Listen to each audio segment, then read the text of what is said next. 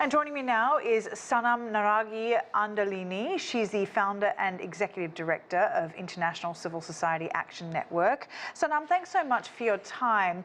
What does the latest move by the Taliban mean for women, not just working in the NGOs, but the organisations themselves? It's absolutely horrific. It's been a horrible year for Afghan women and girls. The effect of this is multiple. So on the one hand, it means that these non-governmental organizations who were really serving Afghan women and girls, so many of them, for example, are running shelters or are running what is left of healthcare, mental health care, trying to do education, trying to do livelihoods for Afghan women. So they're not going to be able to help those people who are really desperately in need. But it also means that a lot of women who were working in these organizations, and it was almost the last bastion of where they could be working, are now going to be without an income. And imagine if many of them, maybe female heads of households or unmarried women, it's basically cutting them off and essentially forcing women into the home. And it's like turning off yet another light. It's like putting women back in the darkness. So as you say, the female employees are considered essential for reaching other women and girls in a country where so many people are facing already life-threatening levels of hunger. How might the situation then exacerbate an already dire humanitarian crisis? Again, it's horrific because if they're not able to reach, the Taliban has to decide if they want a segregated society.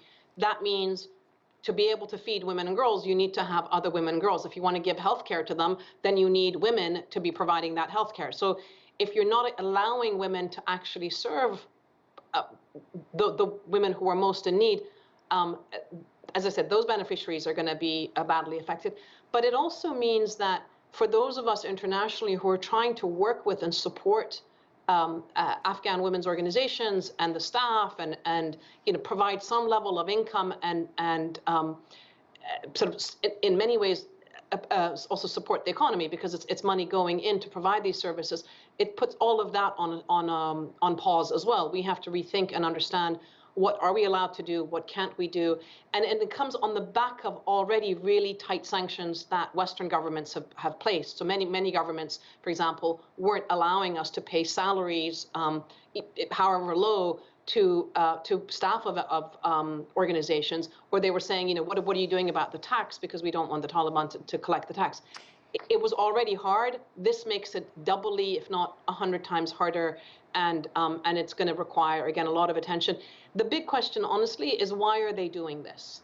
Well, exactly. I mean, it'd be great to hear a bit more about their motivations. We know that they say that women broke the dress codes by not wearing their hijabs properly, but is there more to it than this? And is there an idea from the Taliban about how they might fill the void that these key roles have now gone? So I think there are different aspects. So one issue is that I think from what we're hearing, there's a difference between some of the Taliban entities on the ground in different provinces versus, whoever the leadership is. Because once you're on the ground, people understand what dire needs there are, and at least we've had partners that have been trying to engage with the Taliban to figure out how they can provide services, as I said, healthcare and so forth to women. So I think there's a discrepancy there. It also could be that there's a discrepancy between some of the more hardline elements and the more moderate elements. They could be using this as a tactic to try and force the hand of the international community to get recognition, which has been an issue from the day they came into power. And the challenge there is that how can the world recognize them and provide resources if they're unwilling to come one step further? Girls' education, women going to universities, women going to work. Now this NGO issue, they think that the world actually cares enough about Afghan women to give in on their politics. What they don't realize is that, frankly, the Western world sold out the Afghan women at the negotiation table back in Doha a year and a half ago. So Afghan women and girls are caught between the Taliban and the rest of the world. And my question, honestly, in terms of the world is, we talk a lot about the West, but China, Russia, other powers, we are heading into 2023, and there is a country in the world that is literally trying to put their women and girls back into the Stone Age. What's interesting is that we've been looking at footage of Afghan women protesting on the streets while you've been speaking here. And I can't help but think, of course, about the protests in Iran. Is what's happening, the movement that's happening in Iran, visible for women in Afghanistan, just like the women now not being able to attend universities, their male students, their colleagues in classes are walking out from exams? Is there an absorbing factor of what's happening in Iran? And how are the women or the young people of Afghanistan trying to stand up for their rights too? And what's the response from the Taliban? That's a very good question. So first of all, Afghan women and girls have been on the streets facing the Taliban since August of last year. We haven't paid as much attention to them in the international space, but they've been out there and they've been beaten up. They've suffered a great deal. The issues in Iran are important because definitely Afghan women are watching and seeing and actually echoing the message of women, life and freedom. It's really important to see the young men from universities standing up and standing shoulder to shoulder with their Afghan sisters. That has been a critical moment in the Iranian context as well. So that part of it, I think, is very important.